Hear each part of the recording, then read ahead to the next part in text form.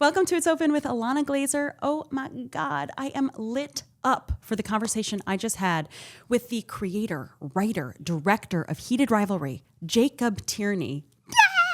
He's so many things. He was an actor as a kid. He's a healthy person also, and he made the show Letterkenny, but damn, Heated Rivalry shook up the damn world. And I get to talk about it with him here today. So come on in. It's open.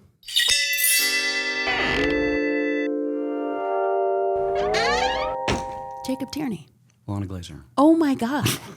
Jacob, like you created Heated Rivalry. Mm-hmm. You wrote it and directed all of it. Mm-hmm. It literally changed the world.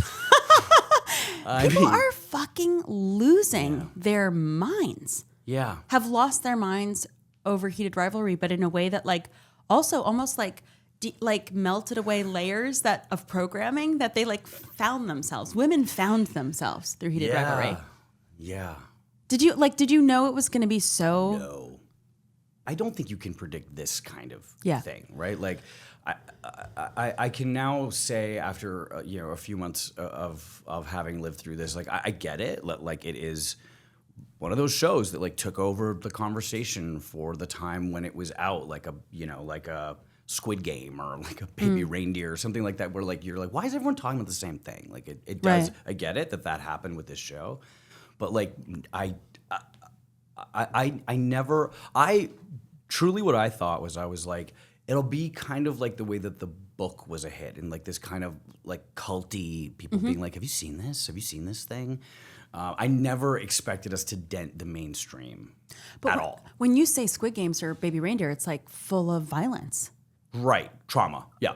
Right. And like people being like, oh God, I can't look away from this. And I relate to it. Right. And Baby Reindeer was like about masculinity, like in a new way. But Heated Rivalry is so joyful. Yes. Yeah. I mean, I think that's part of why it would never have occurred to us to think that this would happen. You know, like I think there is something about the timing of it, of like the world being fairly bleak, and like putting something that joyful into the world, because it is that was the point. You know, the point was the joy. The point was the happy ending. Like that's what the whole thing. It's always moving to a happy ending, and that's that's what I fell in love with about romance in general. Was I was like, this is so nice. Yeah. You know, like this is so, and when it's done well, like in books, I've always found I'm like, this is so satisfying. Mm-hmm. Like there's something, and I was not a big romance reader. I did not know this genre especially well before I did. And it really does do a thing to your brain that you're like, I did not know I needed this. Mm. That's how I felt about the show. I'm not much of a reader. I mean, like, and I haven't, like, I don't know, I haven't indulged so much in romance. The last one I'm thinking of is Portrait of a Lady on Fire. Did you watch that movie? Yeah. Yeah, but that's... But it's like traumatic. Yeah. You know, but like this, you're right. I love the way you put that. It really was like, I was like, damn, I needed that. And that final shot, you know, those like French overs and then them looking at each other, I was like, shit, I like this. There's a hole in my heart. Yeah. Yeah. I have so much love in my life, but I think it was, I think it's about, there's something about the world and watching this, what I'm, you know, hoping is this final gasp of the patriarchy just destroy everything. You're like, I'm hoping the final gasp of the world. It's like, let's not go there. I hope not, but whatever Mother Earth decides, I honestly respect. That's up to Gaia. Yeah, I don't make the rules. Fully on Gaia.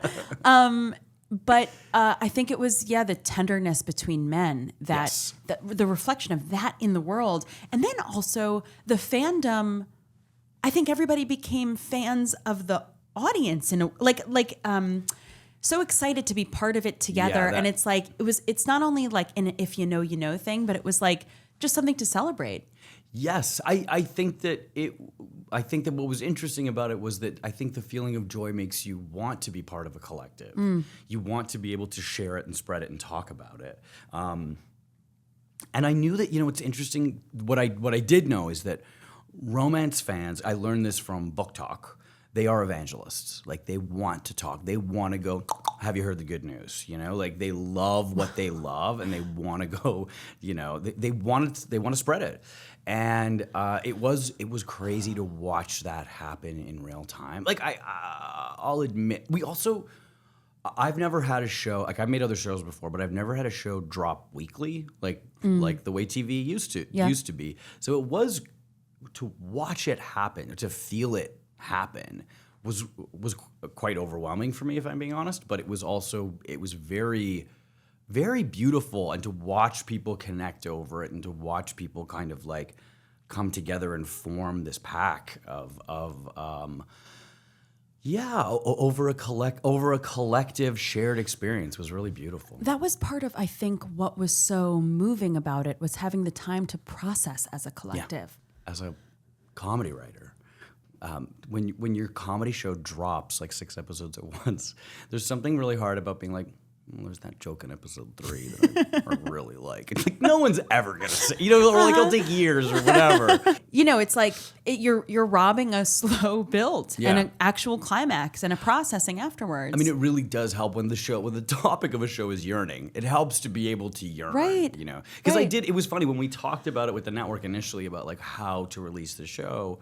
There was a part of my brain that was like, these books are beach reads in the sense that like people consume them really quickly and then they reread them. Like that's what they love to do. So I was like, there is a version of life where I don't mind the idea of it all kind of landing at once, especially because with Heated Rivalry, there's kind of a bait and switch with the first 2 episodes, where like the first 2 episodes are very sex forward, very like prelude to a romance kind of, because it is about these young guys who don't know how they feel and they are not expressing themselves and they will not stop fucking. I even felt like at first, in the first episode, like the sex was so hot and like, oh my gosh. Although I was like, I'm older than these people. How do you think I felt? You know, in your head, you're like, I'm 24, 25. And then I was like, I'm like a clear quarter generation older than these people. And I'm like, oh, I could biologically be their fathers.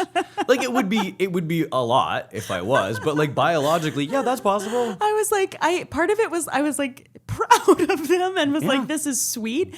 But then like truly as a viewer, like I was so touched by the tenderness between men. Yeah. And like not even in the love that followed, but like to see them have, because they were like unashamed in the sex they were having in the first 2. Holy shit, they're fucking. They were so unashamed, like looking into each other's eyes, even if they were closeted and not tender with each other. That was very specific in the sense that what we always talked about, and what I told them was, I was like, the sex is when you can be honest.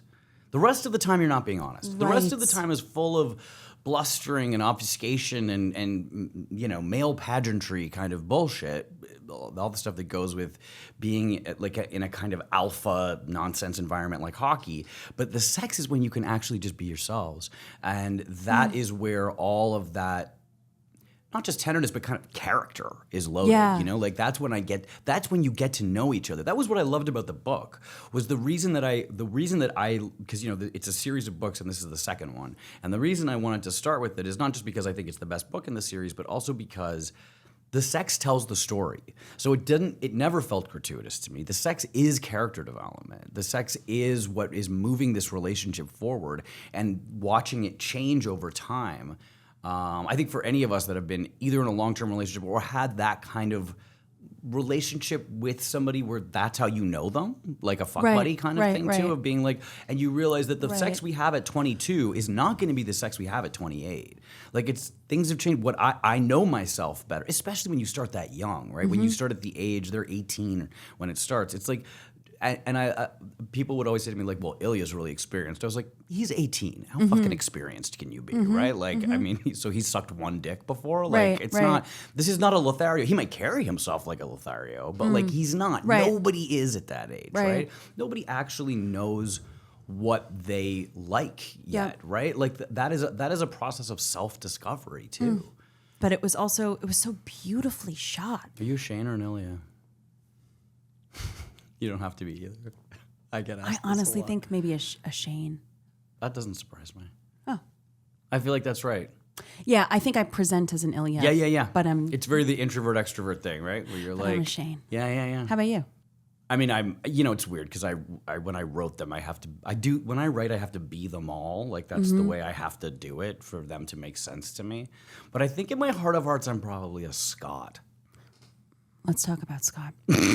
Let's talk about Scott, baby. That was just so. I'm like getting verklempt right now. That was so beautiful, and also to see what was the character's name? Who's his partner? Kip.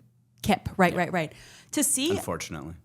If I could have picked a name, I wouldn't have picked Kip. But God bless Rachel. He really he was giving Kip. He committed. 100%. He was full on Kip. He can pull it off. Robbie can pull off being a Kip. Okay, so in a way that I pity the fool that comes next, who wants to be a Kip. Robbie, what's Robbie's last name? Robbie GK. Robbie GK. This actor was so fucking cute. He almost. He was the first actor I cast in the whole show. Yeah, I loved him right away. He was one of those things where you see a tape and I was like, nope, that. I was like, I want that.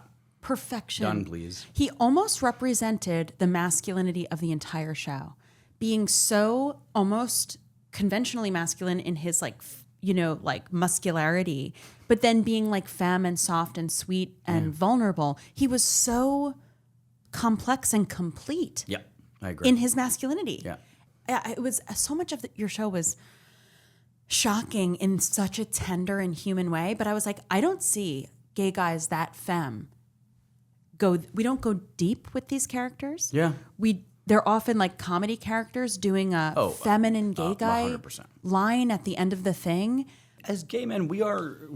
I think maybe it's different for younger people, but certainly for my generation, we are accustomed to being a punchline. So that's a big part of my desire to do this too. Was to not do something, right? Was to like, we talk about building to the happy ending, but it's like you're actually building survival. We're trying to build is the collective queer imagination of like, we can survive and we can thrive. We can be happy.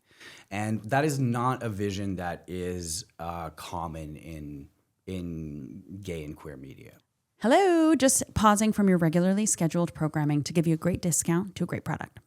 The springtime thaw is finally here. Thank you, sweet planet Earth, for the flowers which are blooming, the days which are longer. I'm able to say yes to more things and plans because I'm less sad. Because I'm also figuring out that the more I exercise, the happier I am. Did you know? Duh.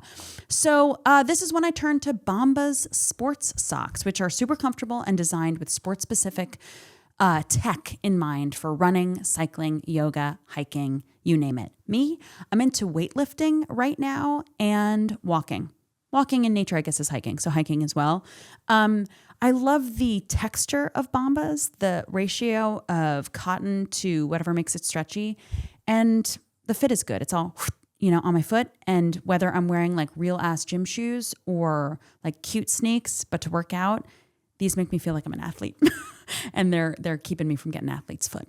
So head over to bombas.com/Ilana and use the code Ilana for 20% off your first purchase. That's bombas.com, bombas.com/Ilana, ILANA. And then use the code Ilana, ILANA, for 20% off your first purchase. I'm loving 20% off. Do you know like how Sigmund Freud is like, we're sick, we're all sick. And then do you know Donald Winnicott? No, I don't. But I like that your Sigmund Freud is like a little bit Sylvia Sidney. Like, I love that. This is my Sigmund Freud, let me tell you. You're sick, I'm telling you. Look at that giant building. It's a boner. That's literally a joke in my last stand-up hour. Serious? Literally, I'm doing a bit. That high rises are boners in the sky. That is so funny. This is who I am. Nailed it. Literally fucking nailed it. But then there's this guy, Donald Winnicott, who's the godfather of child psychology, who was like the first person to treat children as people and babies as something different than they're not just annoying people, they're babies. Right. It's a different thing. They can be both. Let's be real. they certainly, they are. They're multitudinous. Yeah, they are. They contain all the multitudes like the rest of us. The point being that like to his goal was to illustrate a picture of health. And this is what Heated Rivalry has done.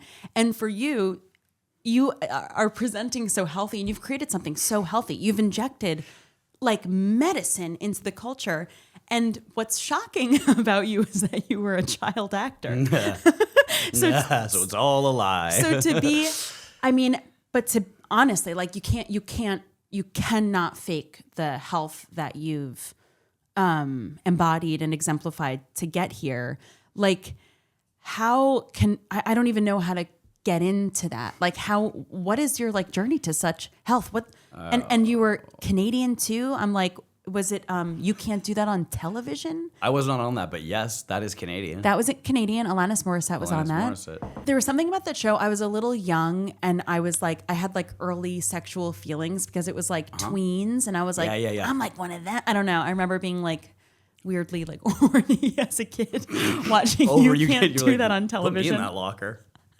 Fully. With Alanis. Yeah. Fully Shane in that moment. Put me in that locker for sure. That's your like bully me. That's your bully me instincts. Bully me. Yeah. For sure. I don't like it, but I love it. Yep. Sub is Dom. Anyway, so how the fuck did you get into acting, and how did you survive being a child actor in the 90s? My father's passed, but he was a producer. He was a pretty big producer in Canada, but he wasn't when I started acting. So my parents, it's kind of a weird, my parents were teachers. When I was like 18 months old, we moved to China. And lived there for a minute, like almost 2 years. He started writing for a British film magazine, like long form kind of essays about Chinese cinema while we were living in China, and they got published. And then he started working as a publicist when I was a kid. Like, he was teaching film briefly, but then he worked as a publicist and then as a marketing guy, and then kind of moved up in one company in particular that made children's films. So he had friends in the industry. And so the first gig I ever had was doing a favor for a friend of my dad's.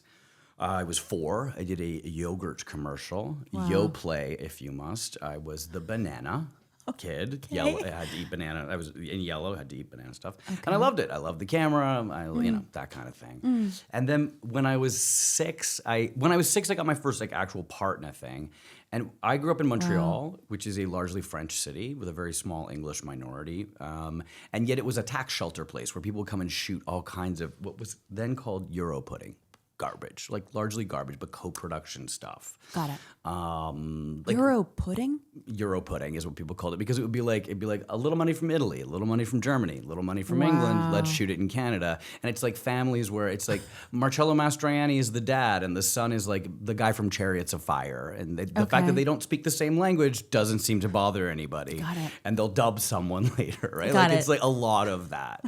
And so I was like the kid in a lot of those things, right? You need a son, you need usually, let's be real, a child to be kidnapped. That's often what happens to you in these situations. Setting you up for queer cinema and television. 100%. Yeah. I wrote this for Sophie and Elise, for Rose's character, to say, like, I had also, Sophie, I was like, how many times have you been kidnapped in movies? She was like, oh, I don't think that many. 4 times. And I was like, that's a lot. Just so you know, that's a lot of times. And she was like, why? How many times do you? I was like, well, you've kidnapped and trafficked. I don't know. We're in.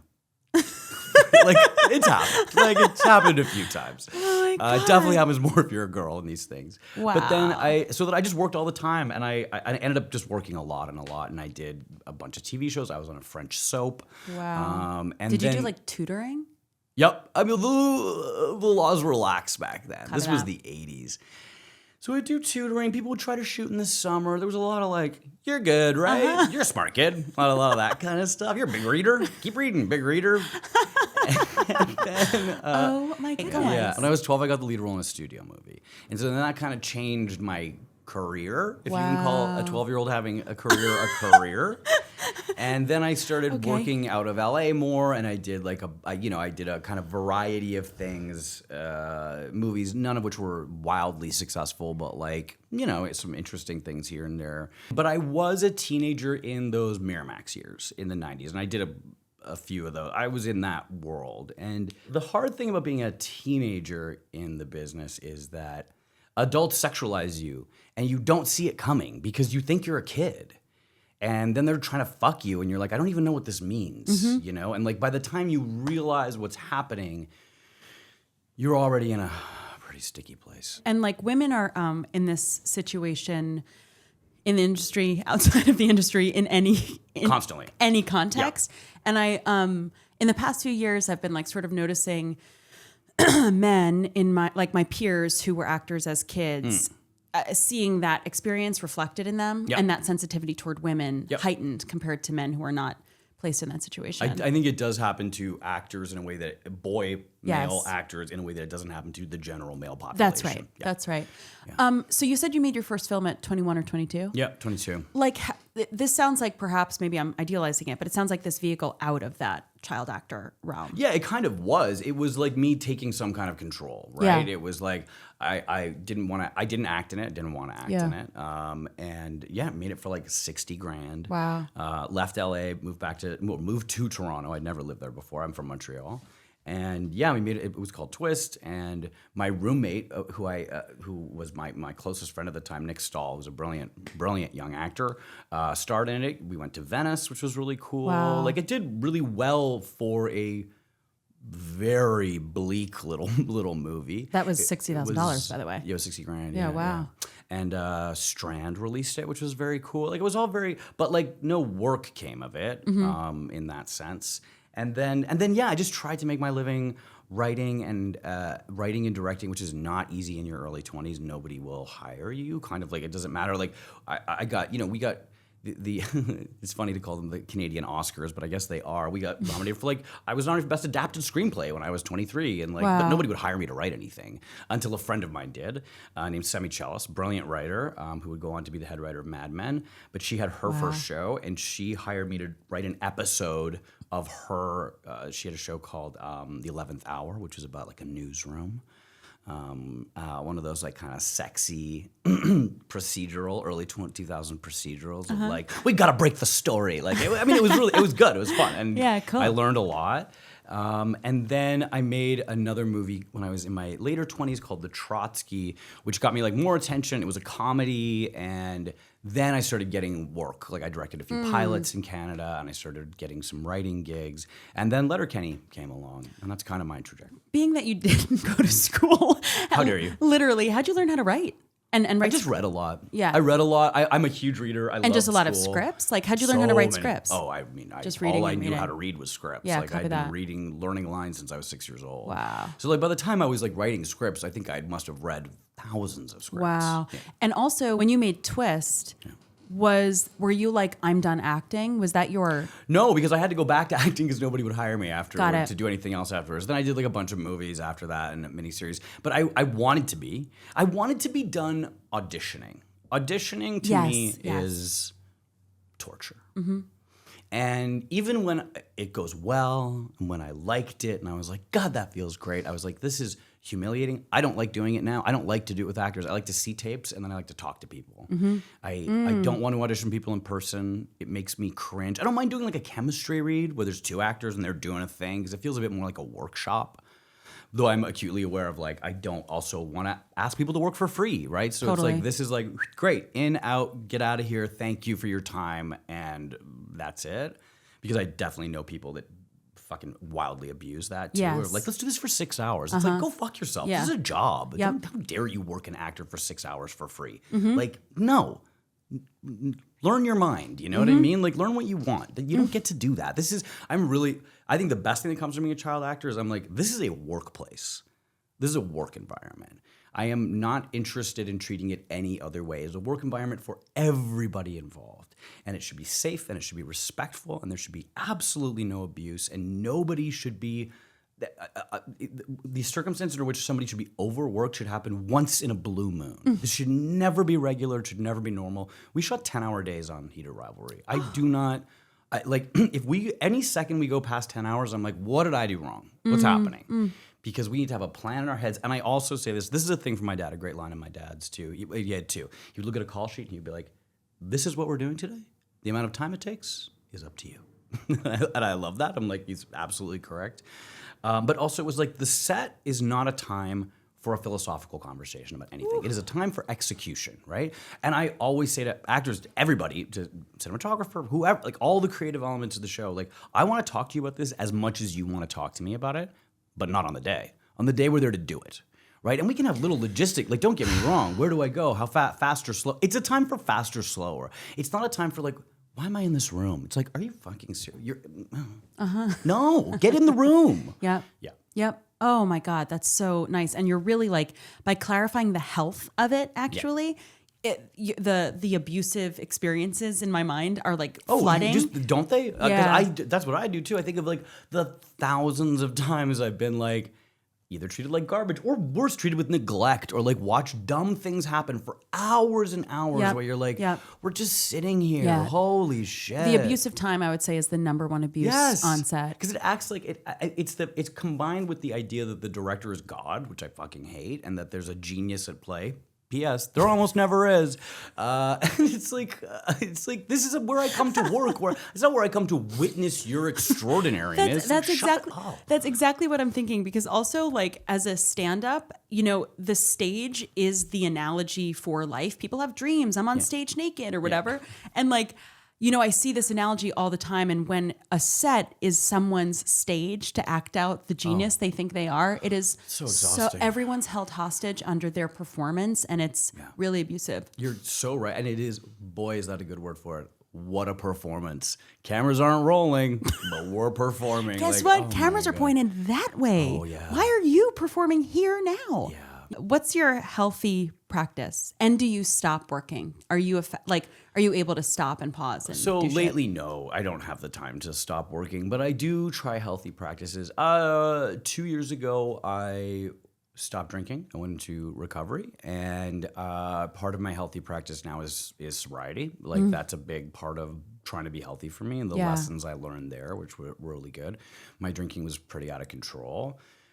And therapy is part of my healthy practice. Walking my dog, which I know sounds silly, but is actually very therapeutic to me. Reminding myself that I do need alone time. Like I live with my boyfriend, but I require recharging alone time. It's what I need for my soul. But yeah, I really like. I don't think I was great at it. I think that rehab really helped me. I did an outpatient where I just went into essentially like group therapy 3 times a week, and it was incredibly helpful. And the most helpful, I'll tell you, the most helpful thing that I learned about, the lesson that I learned in that was decentering yourself. Because one of the big things that I think people have problems with like AA and stuff like that is God talk, right? And I get that.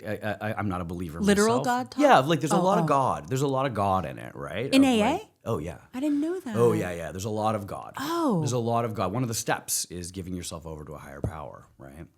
And so I tried to use my deeply, as you pointed out, uneducated brain, my brain that barely has a high school diploma. But so I was like, God, I don't know that I'm going to believe in God, but what is the function of God in recovery? Like, what is this doing? If this was a short story, it's a game I play a lot with myself. If this was a short story, why would I have mentioned that, right? Like, I like short stories because the premise of that to me is that every word counts. Every moment matters in a short story. There's never filler. There's never fat. You don't just do a thing with a character. You're like, no, everything has to matter.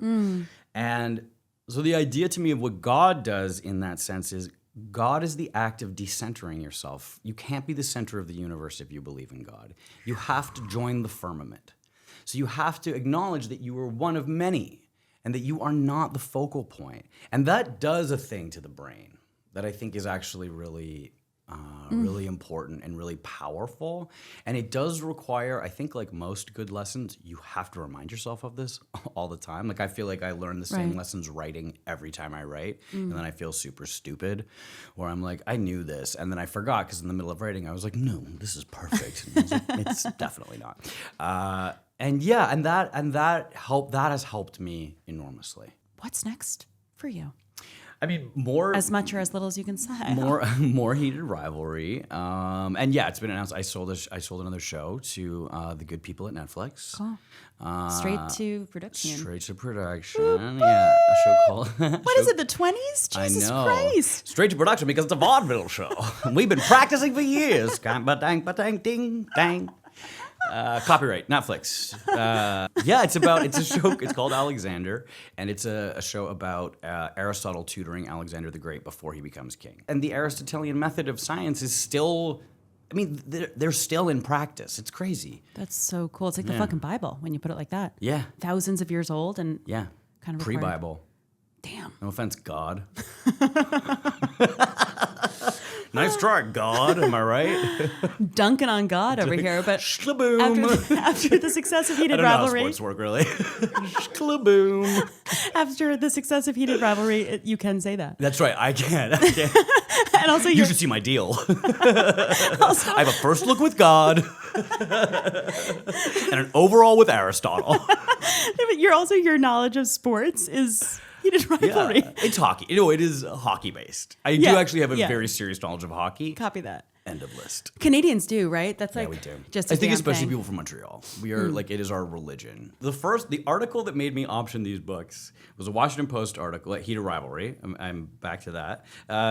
It was a Washington Post article about romance and books, and it was like, romance is $1 billion industry. It was a Washington Post article.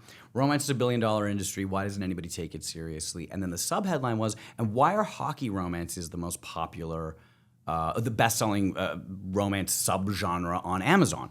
And then the first paragraph featured the joke of hockey, America's 8th favorite sport, and which is 100% true, right? Like nobody here gives a.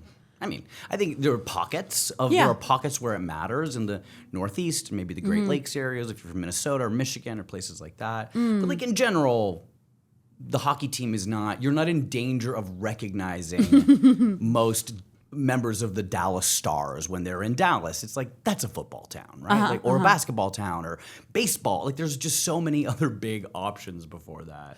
That article made you take on Heated Rivalry. Made me option it because I was like, oh my God, are they going to talk about my book? And they did. And then I was like, if somebody else options this book, I'll feel crazy.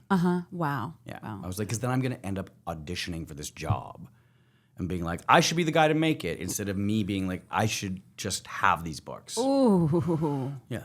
Sexy.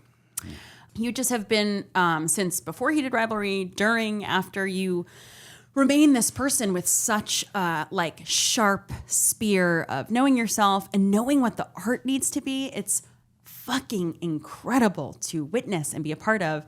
I'll stop there. Thanks so much for talking to me today. What a treat. Thanks for having me. Oh my God, Jacob Tierney is a beautiful genius. A beautiful genius. Wow, I'm just all lit up. Oh my gosh, my heart, my mind, incredible. So this has been an exclusively human-made production. This is a Star Picks production. I want to thank my creative producers today, and that is David Rooklin, Annika Carlson, Kelsie, Kiley, Glennis, Meagher, and Madeline Kim. I want to thank the people who made this episode look and sound so damn good. I'm talking Louise Nestrella. I'm talking Kevin Deming and Julia McGill. It's not okay. I'm naming you Julia McGill. And Ramo Ventura made the opening musical sting and these beautiful freaking graphics. And Tova Leibowitz is our editor who fucking rocks. And the outro music, Don Her, is one of my favorite bands right now. Check them out. Listen, if you like this show, subscribe. If you are watching this show, because it's so beautiful, like and subscribe to our YouTube channel. It makes a difference. And have a good day. Love ya.